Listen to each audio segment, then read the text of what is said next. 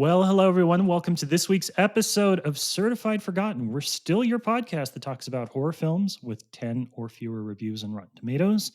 We do that about every other week on average. Sometimes we have an awesome guest and we talk for an hour. Sometimes it's just me and Matt Donato talking about a new release and we're talking for 30 minutes. But this is one of those weeks where we have a guest that I had to go back and look up a previous episode that they'd been on, Donato, because I sometimes forget we've been doing this for as long as we had. Our guest, when we were kind of doing the pre-record stuff, was, "Oh, how long have you been doing this?" I couldn't remember. It was 2020, 2019. How long have we been doing this, Donato? When did we start? I think it was 2019 because we gave it the trial run first before we figured out it's much better to have the guests bring the movie to us that they love. That's right. So we did a few episodes of, hey, let's just do any movie with 10 or less critic reviews on Rotten Tomatoes. We found that maybe that wasn't the best choice. We revamped, we came back stronger than ever. And yeah, so I think it's been about 2019 with a small gap after the first few episodes to retool, I would say. I love that. The lore for Certified Forgotten goes deep, but unless you've been here from the very beginning, and I don't know, I'm iffy on whether I even recommend going back to some of those early episodes. We're going to bring all those guests back with titles that they feel really good about. No, those are, what do you mean? Those are great They're good guests. Oh, episodes. It's weird just, movies. We did Hansel and Gretel Get Baked. That was a weird time in the podcast yo, history. no. Anyway, That was a positive one. okay. Marissa brought that, and I'm also a defender of Hansel and Gretel Get Okay. Baked, so All go right. fuck yourself. Go fuck Okay. yourself. You know what? Moving right along. The point of that particular story is that we have an amazing guest who joined us 5 years ago. I would recommend going back and looking up their episode on Ojuju. It's May 13th, 2020. But they're back. They're bringing a new movie. And Donato, introductions are in order. Introductions are in order as always, and they don't have to be that long because we are bringing back the wonderful, delightful Meredith Borders all the way from Bavaria, senior editor of Fangoria. Welcome. Thank you again. Thank you so much. I was thinking, I think you guys are maybe the first podcast I ever did, or definitely like first three. One of the very first I ever did, and I do so many now. So it's really, really nice to come back to familiar faces. You were the definitely among the first people to ever make me feel comfortable doing a podcast. So it's really nice to be back. That's wonderful to hear. Thank you. Yeah, I like hearing that because I've encouraged a few other people to let us be their first podcast too. So it's nice to hear we're doing something right by bringing people in and kind of getting them a little used to it, I guess to say, but like that's also the part of the website that we try to strive for. It's bringing writers in who don't maybe have the platform yet or have the experience, let's say. And so if we can do that on the podcast and the website, I think we're doing something right. Yeah, We're doing okay. I agree. So you mentioned doing a lot of podcasts recently. Meredith, is there anything going on in your world that may necessitate you to be doing a lot of publicity, to be talking to a lot of people about projects? Any big thing that you might want to discuss? No, yes, thank you. Thank you so much for giving me the platform. I'm really excited. I'm working with Fangoria to release my first book, and it's called First in Fright: The Fangoria Compendium, and it's going to be a big hardcover, full color history of Fango, sort of trending alongside a history of horror. So basically, we're sort of tracking horror trends and the ways that those intersected with major moments in the brand's history and the publication's history. And I'm the main author, but we're bringing on a ton of really incredible contributors to help. And it's a lot of moving pieces, a lot of scheduling, and you guys were incredibly patient with me today when that interfered a little bit with our recording. But I'm really, really excited about it. And we have a Kickstarter campaign. It's where you can pre-order the book, and then it's helping us build this digital archive, is what the Kickstarter is more for. But it's been really successful beyond my highest and dreamiest expectations. It's really been very well supported by our community, and I'm just so proud and excited and grateful.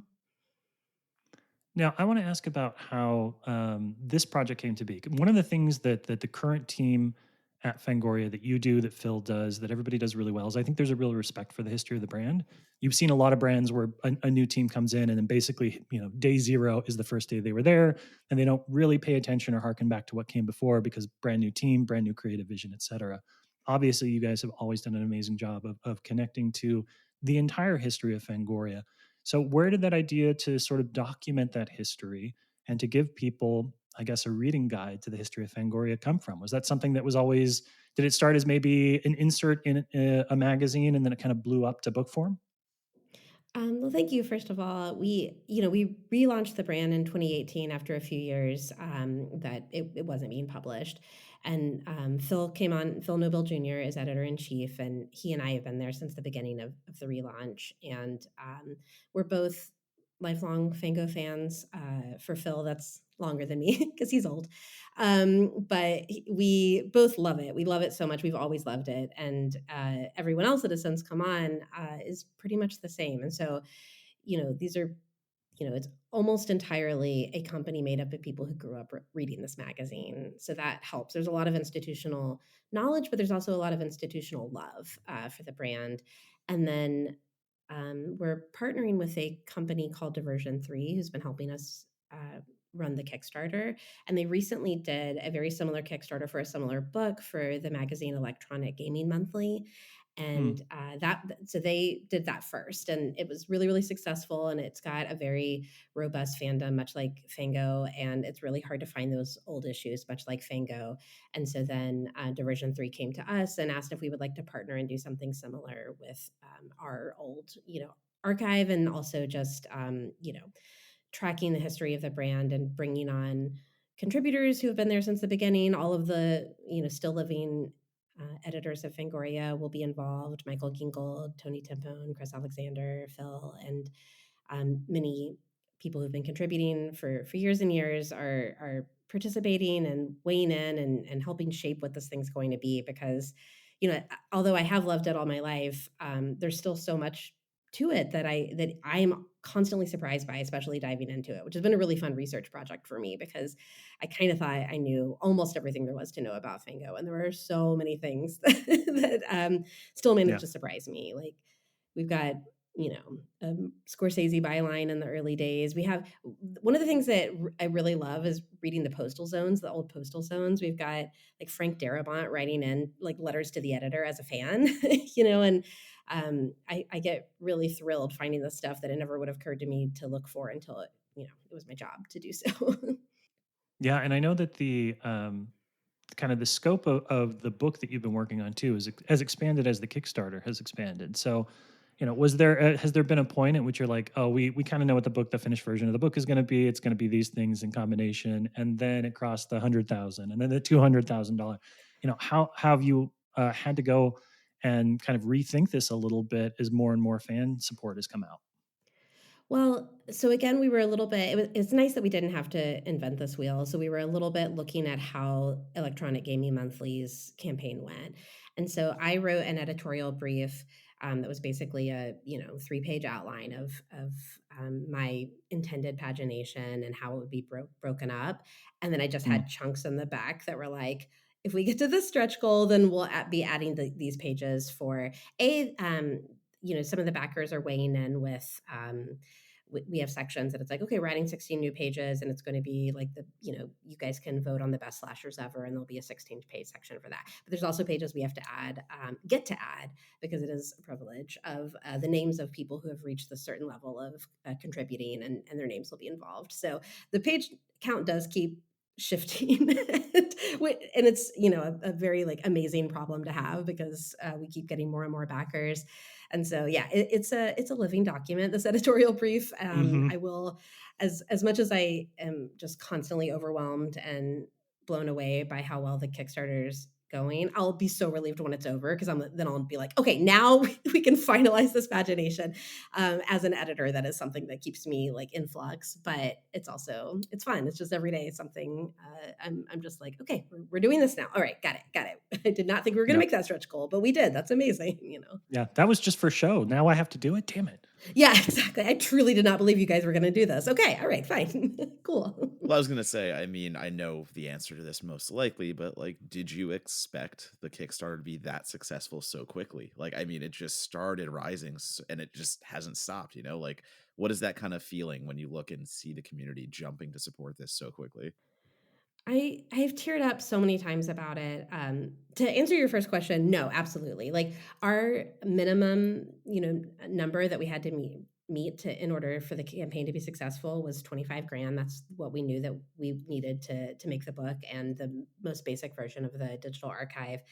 And I was like so nervous in the days leading into the campaign, and all of my friends, I was just like, oh God, I just hope we make the minimum. And we had 30 days to make the minimum, and I was just like, if we could just make that minimum, I'll be so relieved. It'll be really pretty embarrassing if we don't. And we made it in the first hour. We made it in like 61 minutes, I think. And that I wish I could bottle that feeling. I wish I could like give it to myself anytime I'm feeling insecure or nervous or anxious about something the way that I was about this, and just remind myself, like, just leave it in everyone else's hands, leave it up to fate, leave it up to, the universe, and it's going to be not only fine, but way better than you ever could have imagined. There's a lot, I'm sure, that won't. I mean, talking about the living document, there's a lot that probably is still taking shape, as well as a lot that you're not going to talk about until a little bit later down the line. But I'm one of the reasons that, full disclosure, I am a backer. So one of the reasons that I backed it is the digital archive thing is really cool. I'm glad to be able to support that. But I always love it when you're able to bring in, and I feel like everybody, every creator, every filmmaker, every writer, every actor who talks to Fangoria is also somebody who grew up on Fangoria or understands the history of Fangoria. There's such a synergy between people that make horror movies and the people that love this magazine. What was that initial, as you're thinking about who the interviewers, the guest writers and contributors, I mean, has that changed just in the sense of, thinking, oh, if this is a small project, maybe we can get some of these people to contribute. And now it's a huge project. It's a record-breaking project for Kickstarter. Have you been able, has that opened more doors to think, oh, maybe we'll go talk to somebody we didn't think we were going to talk to? And again, you don't need to name names, but, has this garnered more attention and allowed you to make asks you might not have been able to make? Yeah, absolutely. There are some people that I wouldn't have had the guts to go to that I did, and got a very positive response. And the coolest thing is that there are some people that came to us after we announced it and said, I want to be a part of this. And it's like people that I absolutely wanted to ask, but maybe didn't have the contact information for, just, hadn't gotten around to it or hadn't gotten the guts yet. That then came to us and said, oh, I saw so and so as a part of this. I want to be a part of it. And I'm like, hell yeah, I want to have you a part of this. Yes, please. I've been really grateful. I mean, that's the thing about, and I always want to be careful because it's like towing the company line. You never want to be like a stand for a company that you work for. It's like, it's gross. Yeah. It's gauche, and whatever, corporate America, we can't trust these companies, right? But I love what Fangoria stands for, and I always will. I mean, it's something that has allowed so many people pre-internet to realize that these interests that they have, these passions that they had, that they felt so isolated by in their particular schools or friend groups or communities, they found this home before forums and IRC. And I'm really dating myself saying IRC, sorry. No, I started on IRC, so I'm Hell right there with you. It's yeah. great. It's Yeah. great. All right. Okay. Thank you. Thank you. So that's what it was for me. It was an early place for me to realize that there were other people who were into the things that I was into. And I felt really seen and incredibly welcomed by it, even before it was an online space where I actually got to meet, either online or in real life, the people who were part of that community. And I hear that over and over and over again, from other readers, from other journalists and critics and scholars, and talent from people who have gone on to be filmmakers or performers or special effects artists, that are huge names in their own right, grew up feeling like they didn't have anyone in their lives who were interested in the same things that they were until they started reading Fangoria. And now they're doing that for other people. It's really beautiful. And I think that, again, it's all there's the company and then there's the idea behind it. And I love both. But what I'm really, really passionate about is the idea behind it. Yeah, I always remember those old, what was it, the Hair Club for Men commercials where you're like, I'm not just the president, I'm also a member. I think that's okay. It's okay to be like, to have that be the line for you there. I like that. Yeah, exactly. And also, now you get to make Phil rank something, which he loves to do so much. I know. I know. It is always fun telling Phil he has to do something. He is my boss. So anytime I get to just turn the tables a little, I just ask very nicely. I wheedle is what I do until I wear him down. So it's hard to say no to me, you'll find. Can confirm. I know that. So I know you're working with a distribution partner who's done this before, and probably takes a leading role on strategy. But I was thinking this week, I sign up or subscribe to a lot of independent media. Included in that is Defector, which is a really great worker-owned publication, and they do their annual report where they're very candid about what's working and not working about the state of journalism for them. So, were there things, having this kind of a successful Kickstarter, did it teach you, or were there things that you learned about how to promote journalism? Like, were there avenues that were surprisingly successful to you for helping get the word out, communities that were surprisingly successful? Did it help you think, oh, this is not only something we can use for the Kickstarter, but maybe this is great for the magazine? This is going to help, places we should go and make sure that they're aware. Because I feel like that's definitely, we have a million conversations every day online about the state of journalism and who's reading and how you get to connect to those readers. I feel like this becomes kind of like a firestorm or potentially a focal point for you to be like, oh, we learned things about how best to connect to our audience. Is there anything you're taking away for like the day to day of the mag? I think we're still in the process of learning that. And part of, I mean, and this is such a no brainer, but it was not for me. Part of it is advertising, which we've never really done for the magazine. Very, very Mm, little, social media, word of mouth. And Diversion 3 was like, well, no, we're going to put a little money into advertising this. And that's just not something that we've put a lot of muscle behind for Fangoria. And that was like shockingly successful. It's like, oh, I guess if you spend money, you do make money. But, I don't care for it. I would much rather just make the money. But the other project that we're working on that I have found that we're getting lessons from as we do it, we just started doing this single issues publications division that I'm heading up, and our very first issue is a one shot of It's All Frankenstein. So it's not just the new movie; it's like Mary Shelley, Universal, Hammer, all the riffs, and they're in newsstands and uh, airports and grocery stores and places that traditional Fango isn't always. And this is our first time trying it. We're just checking it out, and we're partnering with A360 for that. And they put out a lot of these. They're also called bookazines. And so it's a new format for us, and we're really learning from that. And so part of it is that we're just like really leaning into pictures, because a lot of these single issue publications are very, very photo heavy. And so we just tried a sort of different format, and we didn't want it to look exactly like a Fango, because if it is in a store that's selling both, we didn't want them to be confusing. It's like, the cover's different and the way it's laid out is a little different. And we really like the way it looks. And so I think what's really interesting is that we're kind of, with both the book and the single issue publications, which are happening at the same time, we're trying these new things, and we're, as we go, figuring out, hey, maybe this is something that would be really cool to try with the magazine. We've been doing the magazine now, gosh, all right, we're on issue 30 and we do 4 a year. So do that math for math, me. yeah. We started in 2018, right? Um, and we got to where we had like a format that we use, and we love it, and it's really good. But I think it's exciting that, we got a little bit comfortable with it, and now we're trying something new, and everyone's really fired up about this new stuff. And so we're allowing some of that new energy to make its way to the magazine. And I think we're going to have really cool results from it. It's always like a little bit scary to try something new, because it's working with the magazine. Like, we know Yeah. it's a well-run machine now. But I am also excited to kind of a little bit rock the boat and try some new things, and see what works and doesn't work, and take and leave what people seem to be excited about. But right now, people seem to be excited about the new stuff too.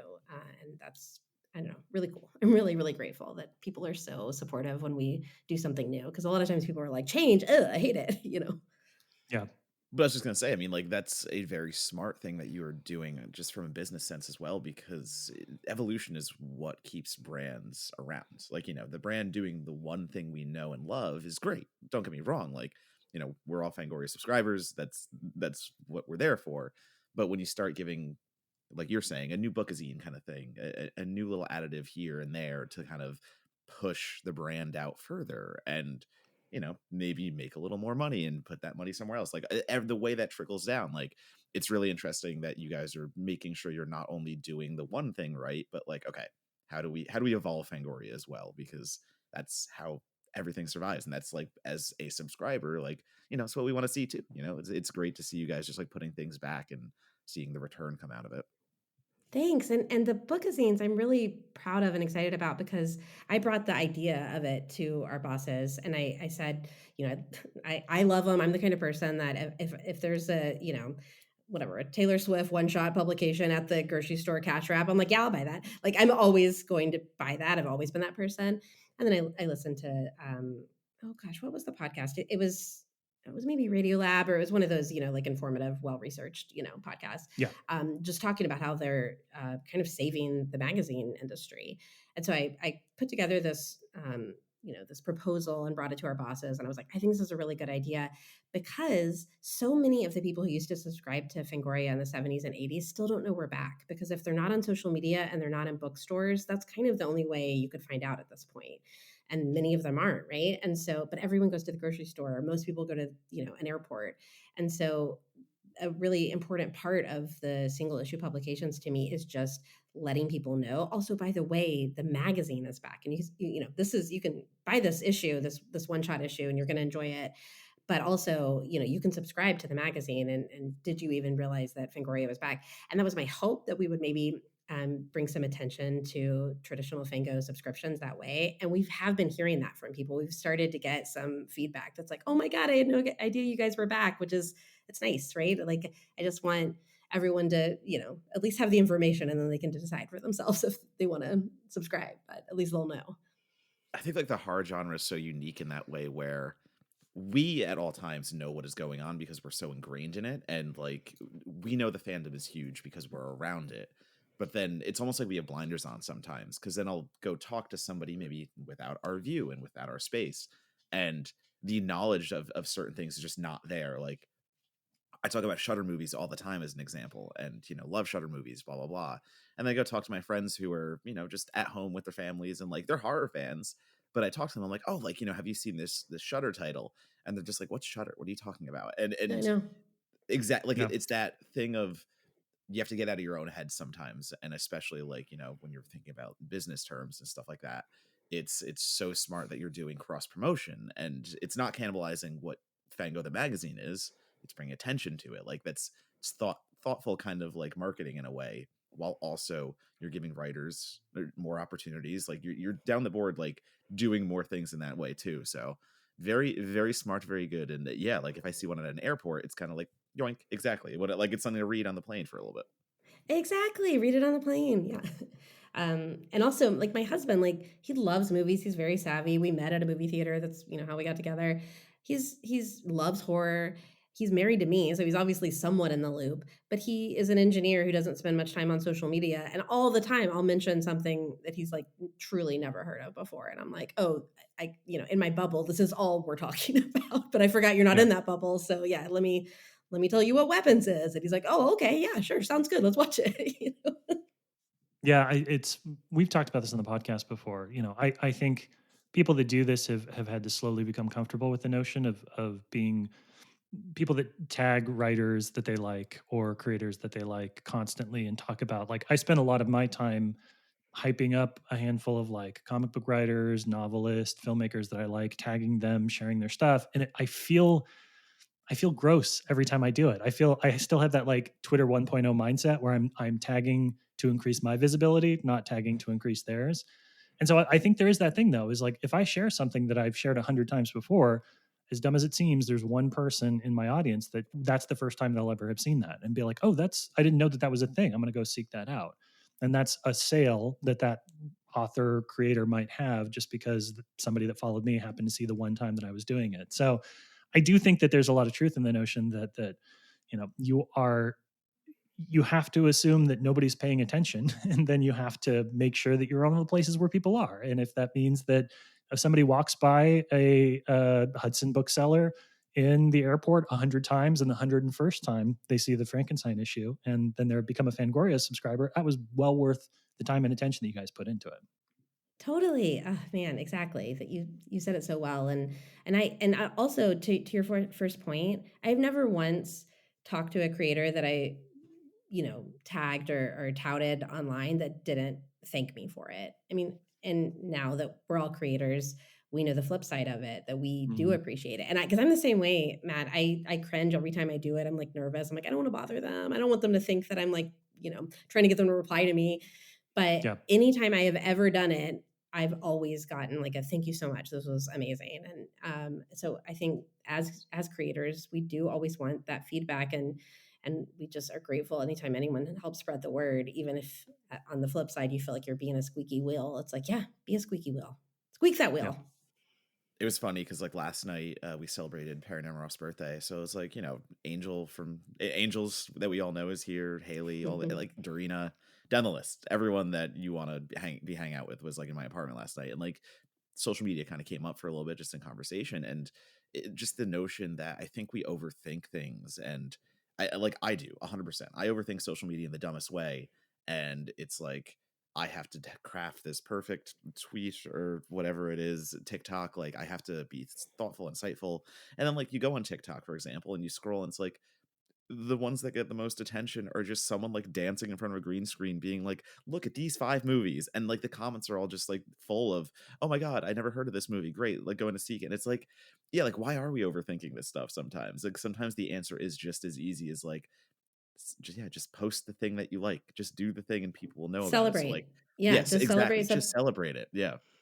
And people want to celebrate it with you or to find out about it from you. And of course, there's going to be the haters out there, but most of us have curated our feeds well enough to quiet Yes. that noise. The blue sky start over was huge. I was going to say, we got rid of a bunch of them when we moved to Blue Sky, so that didn't hurt. Yeah, either. that helped. That helped a lot.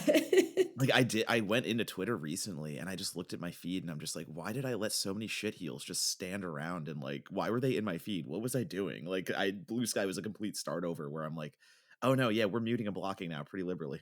Yeah. And also, we have to do it less because generally people are nicer there. Everyone's better behaved in general. Yes. Yeah, that is we've moved from the lunchroom to the kids that hang out with the teacher during lunch. And that's a much better, Yes. it's a much better energy for everyone involved. I want to talk about the film that you brought us, but I do want to ask one more question. I'm glad that you brought up the new Bookazine series because I think that's really cool. I'm very excited to see where that could go. Again, I don't want you to give anything away, but when you got that green light for that first issue, I think Frankenstein was such like perfect tie-in to the movie in theaters, but also like Frankenstein fans love it. I've seen so many people arguing about the book specific details in the movie. I was like, this is exactly the right crowd to have something like this and to buy it and pour over it. Are there other things that are sort of lined up for you that would be great in that same sort of treatment that you can pull not only from the newest version, a TV series or a movie adaptation, but also like the books, original Fangoria stuff? Are there a few things that you're like, man, when we get to that next one and that third one, I know exactly what I want to do? Yeah, definitely. And I think for these first few, we want to do a little bit of a survey and not have any types of topics that are too Hmm. similar to what we've done before. So then we can have a little bit of data about what seems to move. And so I think our first few might surprise people because they're going to be so across the map, but it's very much by design because we want to see like, okay, Frankenstein monster, a very specific monster sold this well, but this person sold, and we'll have a little bit of data and decide from there what we're going to do. We're going to have a less loosey-goosey editorial calendar going forward, but at first we're just throwing various things at the wall and see what sticks. But I'm excited about all of them. I mean, because I'm the one running them, that it has to, at least to begin with, we're going to get branch outside of this, but it has to start for me with a level of knowledge and interest on my end because I'm doing so much of the work for it, and that needs to come from a place of information and passion for these first few before we get enough of a budget to really expand the writing pool, and it can go beyond Meredith Porter's interests and knowledge, Yeah. which we will run out. So. Well, as somebody who recently left Texas, spent many years shopping at HEB, I'm excited to see things other than Taylor Sheridan and Jesus Christ season 3 on the shelves on the checkout line. It's good to know that there's going to be some monsters and gore in the mix as well. Matt, first of all, I'm the biggest HEB nerd in the entire world. And I was like, the first person who gets me a picture of like my name in an HEB, I will be so happy. It hasn't happened yet. Okay. But secondly, I mean, there's just not a bunch of horror bookazines. Like you just don't see them. You'll see all of these topics, but there just hasn't been that much horror. And so to me, that feels like a really huge area in which it's easy. And we can't obviously be as gory on the cover. It's got to be more like mass market appeal. But still, I mean, there's just like a ton of mainstream genre stuff that's like untapped in this market that I'm hoping people will respond well to. Yeah, the digital run sold out, so you're Yeah, already off which to a really is good start. Yep. pretty rad. Donato, any last thoughts before I move on? No, just when you're ready to do a bookazine on the color red used in horror, you know who to contact. No, I don't. Yes, I will keep. I will, of course, keep you in mind. I'm glad you made that because my joke was going to be when you're ready to do a bookazine on Demon Wind, which literally sell 4 copies. Yo, I was gonna say, like, All those of which 4 did people Donato. though, those 4 people that buy it, I just need to know who they are so I can get in contact That with might them be a immediately. mini mag. That might be an insert, but That is, yeah, no. If we ever get that far, then there really is no other topic left. Yeah, you've run out of movies. You've run out, yeah. I'm sorry. I just have to visualize being in line at an HEB, seeing Jesus Christ season 8, and then a bookazine for Demon Wind. That is, we got to make that happen someday. That'd be great. you're manifesting in front of me. I love watching this manifest in action. I'm not going to do it, but Oh, I wouldn't buy a enjoying watching copy. it. I want to make it clear. I wouldn't buy a copy of that either. But my boy Donato here would be really happy. How did we get to bashing on Demon Wind? Let's get to talking about a movie. What are we Oh, doing yes. here? Yes, we have a film to talk about today. Okay, so what we're going to do, as we always do, we're going to take a quick break. And then when we come back, we're going to talk about a good movie. We're going to talk about The Peanut Butter Solution. We'll be right back. Okay, welcome back. So today's film is The Peanut Butter Solution. It is available to stream on Tubi. So if you're one of those folks that waits until this part of the episode and then pauses, goes and watches the movie and come back, congratulations, you're our favorite type of listener. I think that's really cool. But for those that are going to power through and maybe haven't seen it, let's do just a quick synopsis for you. Michael Baskin is like any other kid. When his best friend tells him about a spooky abandoned house, he can't help himself but explore. And what Michael sees in that house, what his mind won't let him remember, is something so scary that it causes his hair to fall clean off. Thankfully, Michael is also a kind-hearted spirit. So when 2 ghosts, hang with me, we'll get there. When 2 ghosts give him the peanut butter solution, a mysterious elixir to help his hair grow back, the Baskin family assumes that will be the end of things. When his hair won't stop growing, Michael finds himself the target of the Signor, a failed art teacher who wants to steal the hair's magical properties to make him rich. Kind of. That's just basically the gist there.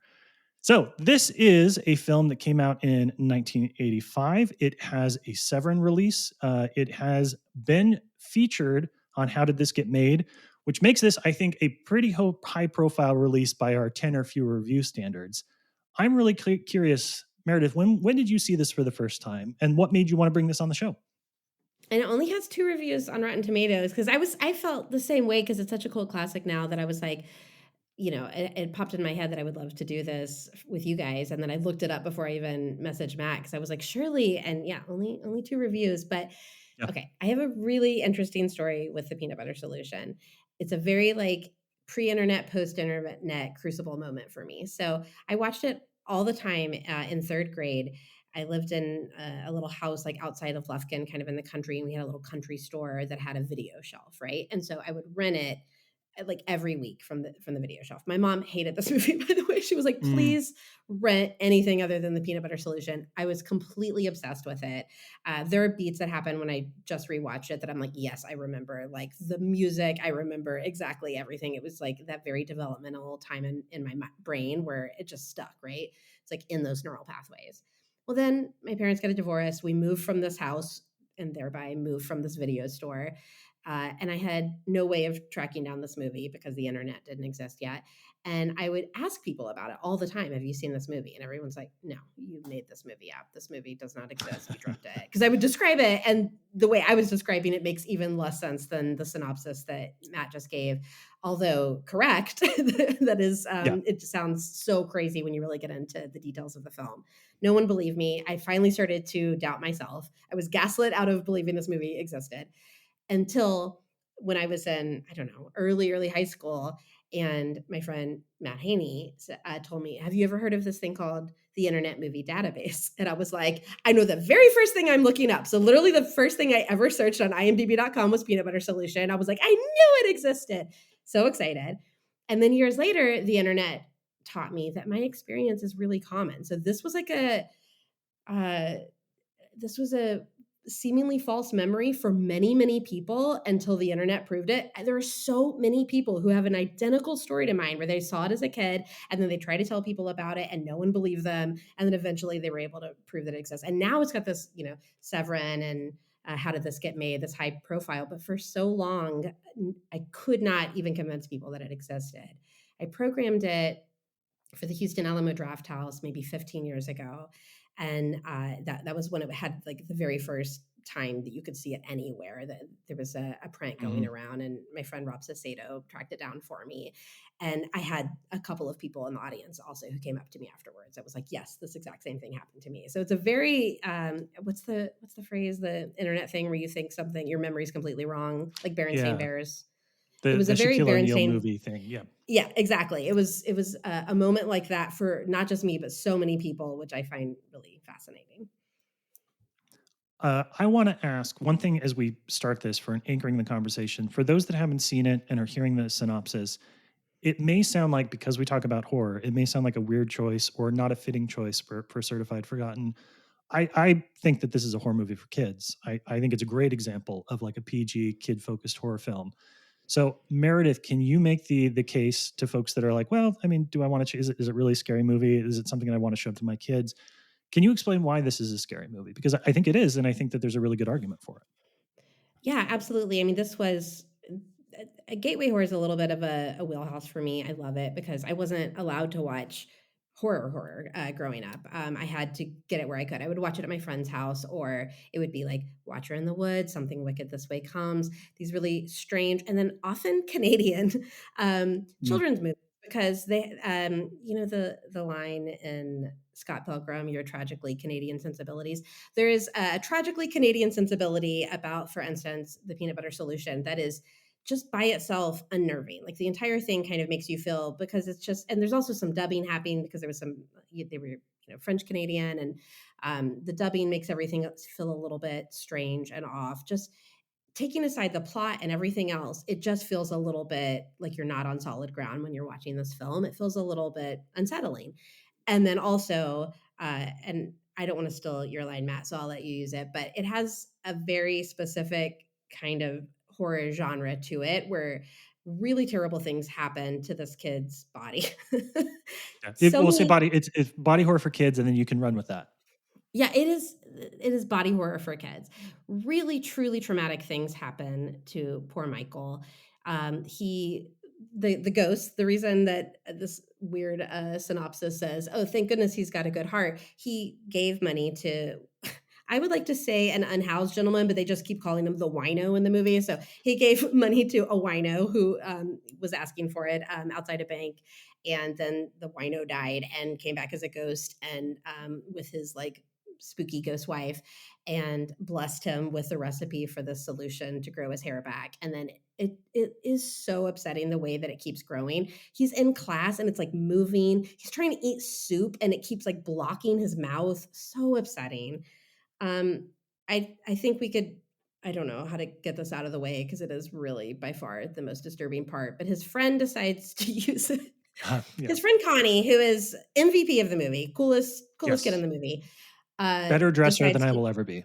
Oh my god, he's such a good dresser. Great bomber jacket, really cool hats. He's the coolest. He's very tough with adults. Like he'll tell the adults, he's like the mean art teacher tries to rip up his drawing, and he's like, if you rip that up, I'll never come back. And the teacher doesn't do it. He's like, okay, fair. I like that Connie's kind of he's a badass, but he decides he's going to use the peanut butter solution on his pubic hair because he wants, or he, it's upsetting, right? It's like, Yeah. and then it grows so fast that it comes out of the cuffs of his pants. I mean, this is an upsetting movie. It's really horrific. There's kidnapping, there are ghosts, there's body horror, but also just the tragically Canadian sensibilities, I would say, are the most horrifying part of the film. But this is why I loved it as a kid, and this is why I loved all these movies as kids, because there's always been a part of me that knew that I liked to be scared, but I wasn't allowed to watch quote unquote scary movies. But my parents had no idea how scary these movies were that I was allowed to watch these, Disney and kids movies. Yeah. Donato, I'm going to guess this was a first time watch for you. I'd be very surprised if you had found this in some other part of your life. No, 100%. I mean, like, it's funny to hear Meredith say, she couldn't watch horror, and like all of a sudden now she's literally head at Fango almost. Like, I love This the is a track lesson there. for parents. If you don't let your kids do something, they will make it their entire personality. So. Because I was gonna say that's exactly my track as well. Like, I wasn't not allowed to. I was just terrified. So I was so averse to horror that eventually I bounced the other way. So it's funny to see that we're both talking about a movie like The Peanut Butter Solution now. But no, this is not on my radar at all because, and my parents also weren't just film people, so that is not a knock on them. It's just wasn't their wheelhouse. So what I was watching was basically just mainstream stuff, things that you would know of, and kids movies. Five O Goes West was my kids movie, like that, like stuff like that. So watching this now as like a 36-year-old is so bizarre to like grapple with the absolute gateway horror of it and have it be so after school, especially like it feels like something that would air on PBS or something, and all of a sudden you're now watching, like you said, that all the hair scenes and stuff like that like are so fucked up. um it threw me for multiple loops because at no point did I ever know where this film was going. None. Yeah. And especially once you get into the third act with the fucking crazy ass Bob Ross kidnapper shit, like what is Yes. happening? But also like the kids are such amateur actors in a very endearing way. I don't mean that Yep. as a derogatory. It's very wholesome in the way that like sometimes they're like slow with their lines, or sometimes they're not always like, you know, they're kid actors. You're taking a gamble half the time. But like this felt like such a, just like almost like a family made kind of thing. Like it felt so wholesome in that endearingness. And so like I was just enamored by those aspects of it. How did it get made is legitimately like, yeah, how did this get made? What is going on? I was just gonna say the kids aren't overly polished, which I do find really charming. Like none, they kind of mumble, like their lines run together a little bit, but there is a level of authenticity to the way that they're interacting with each other. Like his older sister Susie, who is just like a little adult, like she's toddling around in her robe with her hair pinned up, like making soup and doing the taxes and complaining, like tidying up. But she and Connie, his best friend, and Michael, the main kid, they have like a really nice and weirdly believable dynamic that also makes the upsetting things that happen to them land a little bit harder. And then Connie and Susie going after Michael and putting together this sort of strategy to reclaim Michael after he's been kidnapped is really sweet and fun. And it's a little bit like Home Alone-y, the way they're, kind of is putting this together. But it's also upsetting because, they're in danger. Like they're in pretty legitimate, weird, scary danger from the Bob Ross guy wearing a coat made of Michael's hair. Yep. That the dog also has a matching coat for, which is fucking Yes. phenomenal. Oh god, the dog. It's a Yeah. really good dog. Jim innocent. Jim is a victim in this as much as the children are, I think. I completely agree. Yes, Team Gem, 100%. I don't like that the movie tries to paint him as a villain towards the end. That's not my journey. No. A No man jury tries to in the kung world. fu Jim. He tries to kung fu Jim. Yeah, I didn't like that. You're right. No. I know when we were talking about before we started recording, I compared this to the 5,000 Fingers of Dr. T, Wayside Story, or sorry, Sideways Stories from Wayside School, which is a series I grew up reading as an elder millennial.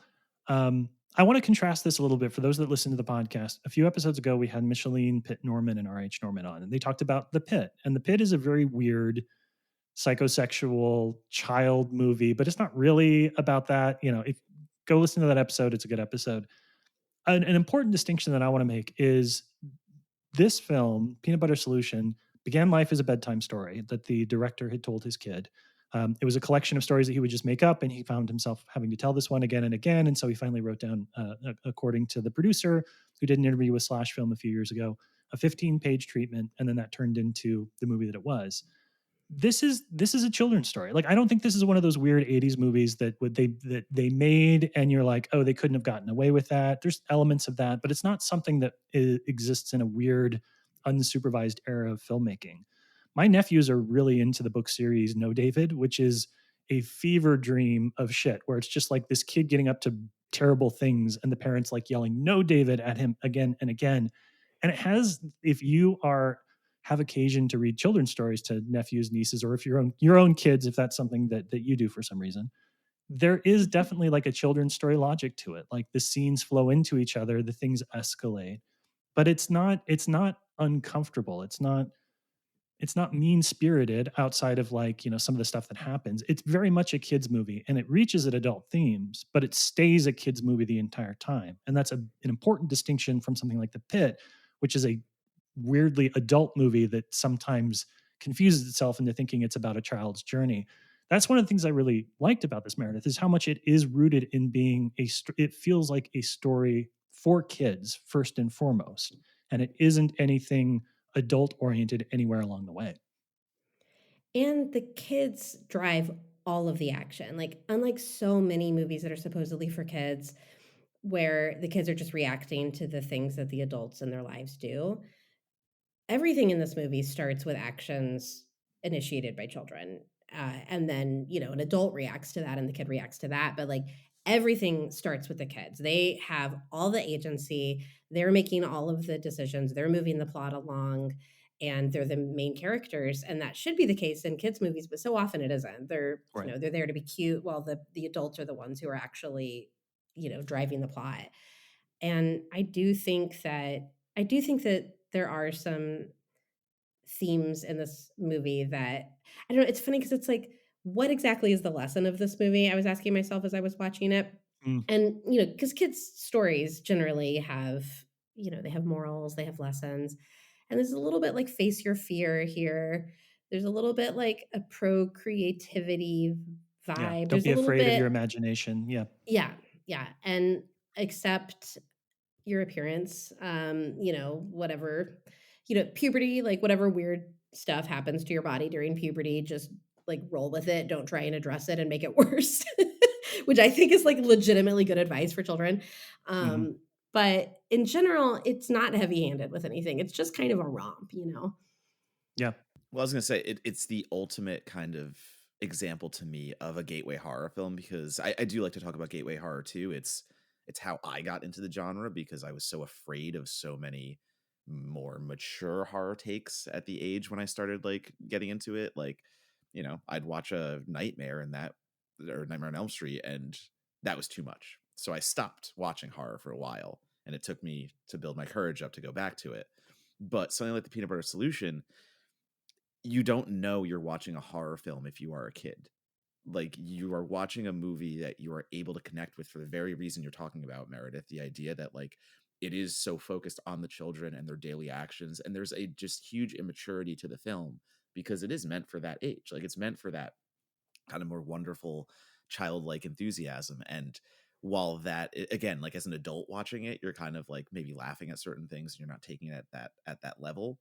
But for a child to be watching this, like it is the perfect introduction to horror because it is playing safe in those moments that you just said, and specifically thinking about when the children are in danger, like spoiler territory here, but when the senor is running around trying to trap the children again and lock them up for his nefarious paintbrush building company, the kids are all still having a good time. Like they're all still like running around and screaming and doing that, but you can see they're still smiling and having fun. And Yeah. I think that's so important for the true nature of gateway horror. And if you are a very young child and maybe like going down that path and starting to get interested in it, Peanut Butter Solution is great to be like, oh yeah, no, I'm watching a horror movie in certain aspects but maybe don't even know it, but then can reflect on it and be like, no, okay, maybe I can go to the next level. Maybe I can level up at a certain point. Yeah. I want to talk a bit about the production design too, because I think that this is a fantastical movie, and especially in that third act, the Bob Ross from Hell or whatever you want to call it, Donato. I think that it takes some surprisingly big swings with some ideas and creates this child labor camp that it's weird to say that it's like so cool looking, but it is Dr. Seuss-ish and it is really neat. And there's a lot of color and creativity and design that goes into it. So can you talk a little bit, especially about that third act, Meredith, and how they create this fantastical environment for the children or for their evil teacher? I was thinking how you compared it to Sideways Stories from Wayside School. And I think that's such an apt comparison because I also loved those books growing up. And something that those books absolutely had were set pieces, right? So, I mean, a Hmm. lot of it took place in the school, but then, there would be the one that pops in my head is when Calvin got the potato tattoo. That's the one that like really stayed with me. And so he had, there's the tattoo parlor. There's, and I think that the home where Michael lives, Michael and Susie and their dad live, is very distinct. It's very memorable. It's not, you know, it's like their dad's an artist and they have this like really cool like studio attic and there's all this like cool furniture. The school itself is really cool and memorable. The art uh, store that they go to that has that sort of like French cafe in front that the kids are having their steak out in front of. All of it is really, I mean, it looks like an illustration in a kid's book, right? It's like a Mhm. little bit 2D, but really colorful and distinct and memorable. And then, yeah, the third act, the warehouse where the senor is keeping his little child slaves. I mean, they're all sleeping in hammocks, which is really cute, and it's also it's like such an easy and affordable, you know, production design thing, but it's like really striking, and it makes it look like they're all kind of hanging in cocoons at night, and then of course he's got these paintings that come to life, and those are and it's that's sort of like a left turn out of nowhere. All of a sudden, it's like, oh, and by the way, these paintings are magic, and you can walk into them, and they're really great looking. Like they're it's like a Yeah. really interesting visual moment in the film. It's just like they're not doing that these days. Like everything just it's like whenever I see a kid's bedroom on TV these days, I so often speak to this, especially a teen's bedroom. I'm like, that is not what a teen's bedroom looks like. No teen's Right. bedroom looks like this. Like, I like that this movie is like a little bit junky. It's a little bit messy. It's lived in. Like, it looks like people live in these spaces, or they go to school in these classrooms, or they get kidnapped in these warehouses.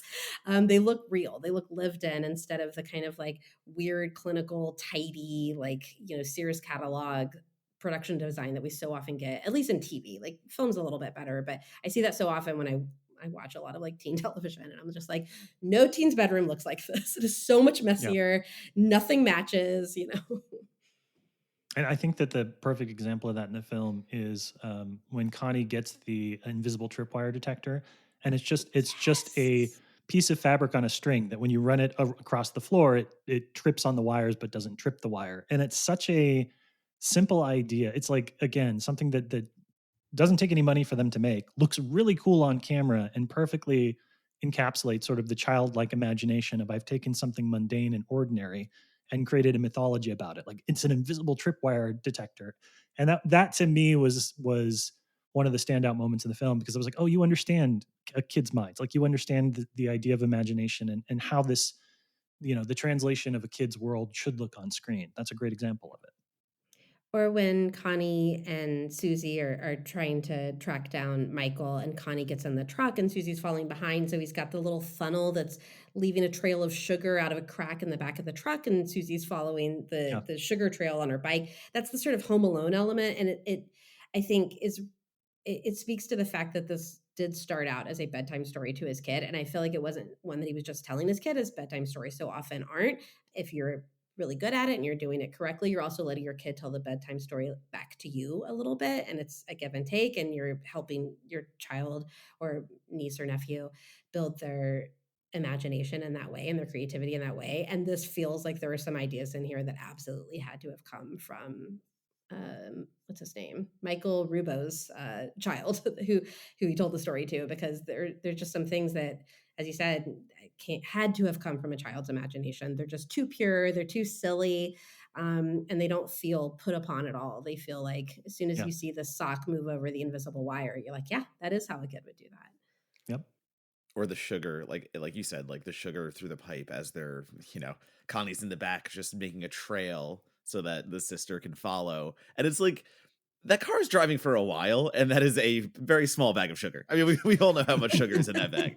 But that goes again to the childlike quality of, as you just said, a child is sitting there going like, "Oh, that'd be such a good idea. That's how I would do it." And there's no thinking about the logistics. There's no thinking or knowing how that would work. It's just what they have in their head. And it's yeah, Yeah. like that playing back, that very much feels like where this movie lives and thrives. It is very much just changing with the kind of pace that a child would imagine things. And yeah, you have to kind of go with the flow here. Like you got to swerve the punches, but it makes it more whimsical. It makes it more lovable in that way. And the score too, like kind of just like waltzing through, and it's that kind of just childlike score as well, just keeps you uplifted.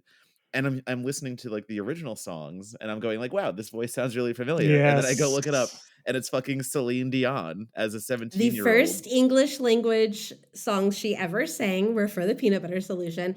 I did not realize this until I programmed it 15 years ago for the Alamo. And it was the first time I saw the credits on a big screen, right? And I was like, does that say Celine Dion? And then I looked it up. And so that, I mean, I obviously heard the songs many times before, but it just never would have occurred to me that that is where she got her start. So, you know, this was a star maker, this movie. Not any of the actors, nobody, but Celine Dion got her start Yep. here. It's just that perfect, like, kind of come together moment for a cult movie. Like all the things are working in favor of the Peanut Butter Solution to be that, well, what makes a movie a cult classic? And you look now at the credits and how it came together and the way that it came out, and you're like, no, this is how you make a cult movie. You don't know it at the time, Yes. but I think that's the most key ingredient because so often movies set out to be cult classics now. And I say now, meaning the past 30 years. But that's not ever how it works. Like, you don't tell me what's a cult classic. I tell you what's a cult classic. Yep. And if they had tried to make this movie, if there had been any level of intention for, I mean, this was part of a group of straight to video children's movies, like children's tales. It was just packaged together as a, let's put this out to Canadian networks and keep kids happy after school. There was no sort of intention beyond that. And if they had been like, oh, if we make this a little bit weirder, like will be stoned later and they'll think it's funny, like absolutely not. Like there's like not a note of inauthenticity or, deliberation coming from this film. And if it was, we would have sniffed it out and we wouldn't like it the way that we do. We wouldn't respond to it the way that we do. the more I watch Canadian media, the more I'm just like, what the fuck is going on over there? I They know. were doing, this is our second Canadian episode in a row with a guest. And yeah, they're doing stuff different. Well, I was gonna say, and we've done Pin, like a movie like Pin, a movie like The Pit. It's just so funny to go, but like also the television now we're talking about, like this Meredith you just said was packaged for children, like for television, and my buddy Chris Bumray for Joe Blow, like he always tells me stories of what he used to watch, like growing up in Canada, and like there's this show, The Littlest Hobo, about a dog that would just come into random disaster scenarios, solve the crime or save the day, and then just leave, and the next episode was completely different, and like he made me watch an episode and I'm just sitting there going, what the fuck is Canadian media? I don't get what the fuck you guys are doing over there. But I'm grateful. Thank you for your service. 2 more questions. We'll do this one quickly. Does it matter that Michael Hogan, who most folks will know, Colonel Saul Tigh from Battlestar Galactica, great to see a younger version. He was never young. I don't think he was ever young. A younger version of him in this movie. Is it intentional that he's not a great artist? Because I struggle with that a little bit. It's the artwork was not for me, but it feels like a child's idea of what really good artwork should be. So I was like, is this a thing that they're doing? Did they not have the budget to do something? Like, what do we think about his artwork? Because that was one of the things I found myself going back to the whole time. So this is the dad that Matt's talking about, who's also an artist. We don't see any of the senior's art until the very end, and it's actually pretty good, I think. Yes. The dad's art is not good. I don't know. I don't know if it's intentional. I think maybe it's not, because I read that one of the producers loved his tennis painting so much that he kept it in his office for 30 years. So I think they thought that his art was good. I think that they liked the art. I'm with you. I feel like he could do better, but there's no accounting for taste. Yeah. Donata, would you proudly portray some of Colonel Ty's art in your home? It's not my style, let's say. But I did read the same thing, Meredith, where the producer kept it hanging for 30 years. I think that just adds to the wholesomeness of everything going on, because going back to the cult conversation, you're right. You can't force those kind of things. And like, Demon Wind, they didn't mean to make Demon Wind. That's just the movie that came out because they fucked up a bunch, and hey, here we are now. But I think talking about the wholesomeness of the Peanut Butter Solution, like you can tell that these people loved what they were doing so much, and they were so enamored by what they were doing that it comes through at the end. So yeah, this person seeing the art and going, wow, like this is great. Oh my God, we have to feature this. You know what? It's just sweet. It's just nice. And Yeah. it comes out still through the movie of being that. So as much as it's not my style, I still appreciate it because you can tell there's an appreciation for it somewhere. You could own one for the low price of $6,000, according to this film. So, They're very clear on the fact that his paintings cost $6,000. Not a penny less, not a penny more. All right, then the last question. We always end our episodes by talking about how a film that we've discussed today gets rediscovered. We very rarely get to talk to somebody that's actually programmed the movie in question and has shown it to an audience and been part of that discovery process. So rather than say, how do you think it should be rediscovered? Because we talked a little bit about some of the places the film has showed up, maybe talk to us about, the experience of bringing something that people haven't seen to an audience for the first time and what that felt like for you. I feel really lucky to, I mean, for many reasons, be friends with Rob Sacedo, who is a film programmer in Houston. He's now running the River Oak Cinema, which is a really amazing independent cinema there. Because he was sort of like my fairy godfather. Anytime I had I've always wanted to watch this on a big screen moment, conversation with Rob, he'd be like, well, let's make that happen and you can host it. And so he did that for this film. I would say early on in our sort of professional and personal relationship. And the response was so amazing. So we used to host this annual event called Hullabaloo. And it was Rob Sacedo, myself, and Alan Cerny. And we would each program one mystery movie that is, we had a few rules in terms of it has to have been a really long time since it's ever screened anywhere, blah, blah, blah. And then there'd be one or two new release sneak preview films. And so this was part of Hullabaloo. And Hullabaloo, I have so many fond memories of because, it was such a mishmash. But the thing that we would always find is that there would always accidentally be a theme. And the themes that people would eventually tell us, okay, clearly here's what the theme is for tonight. And we're like, yeah, I guess you're right. That was the theme. This, I think, stands out in my memory specifically because of the people who came up to me afterwards and confirmed the same memory that I had, which felt really special. It felt like such a shared moment that, again, happened for me before the internet, before I could share this with other people, and being able to actually be in a room with a bunch of other movie nerds talking about my memory and my experience with it, and then have other people come up and share their stories was so special and really beautiful and got me kind of hooked on the idea of programming.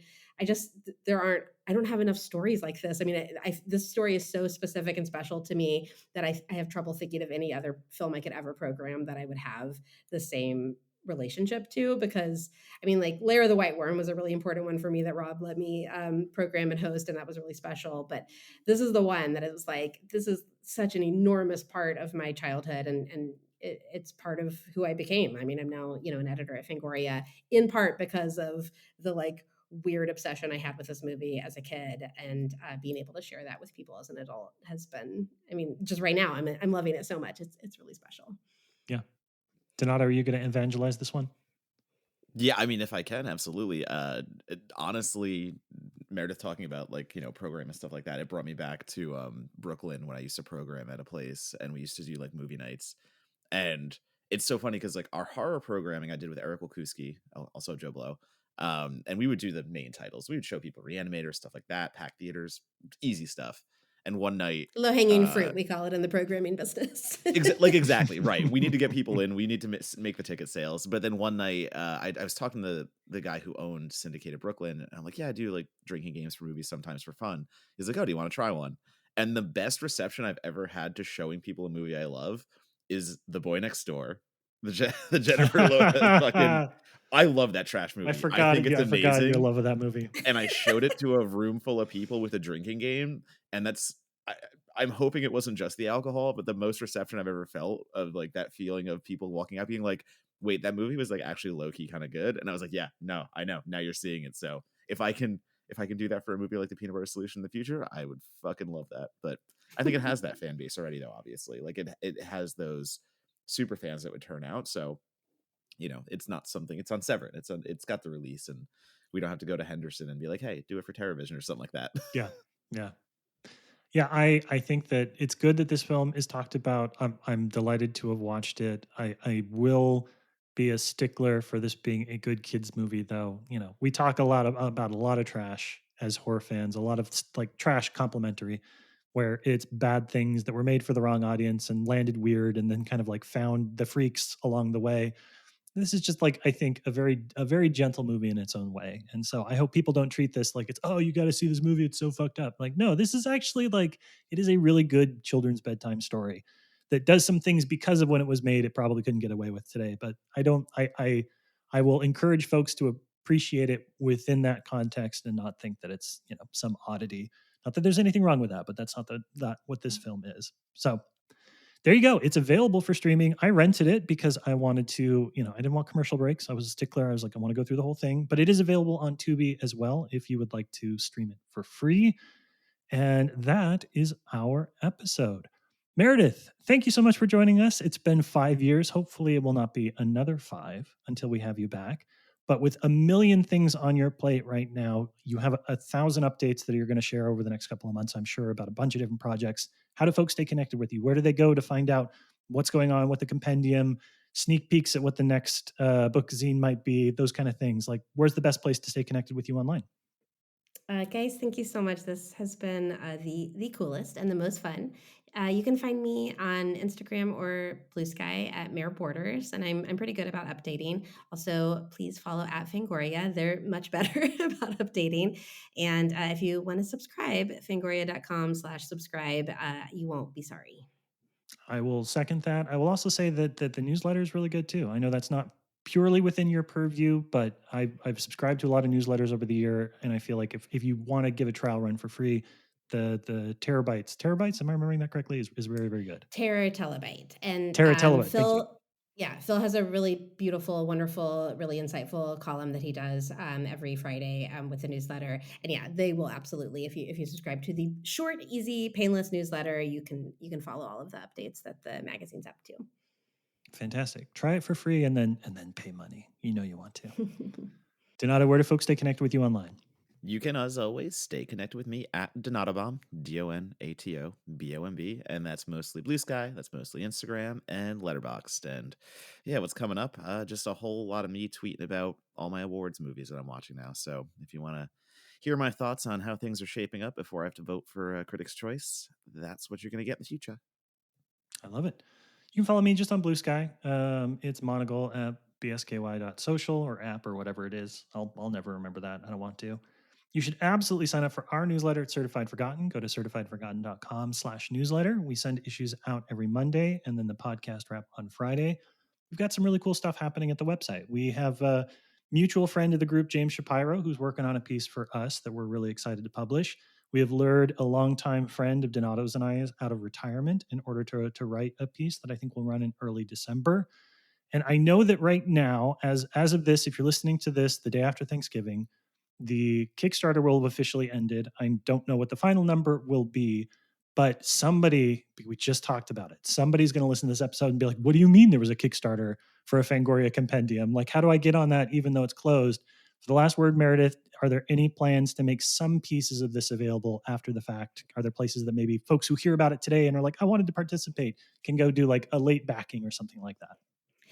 Well, you've heard it here first. I think this is the first place we're announcing it, but we will have a late pledge period for any slowpokes who are just finding out. Please still, if you just Google like Fangoria Kickstarter, the SEO is pretty solid, so it'll pop up. Excellent. So there you go. We felt mean to have a podcast with you after it was too late for them to sign up. So I'm really glad to hear that there will be a late backing period too. All right, that's it. Thank you so much, Meredith. Donato, please take us out with something weird. This episode is sponsored by YoPlay.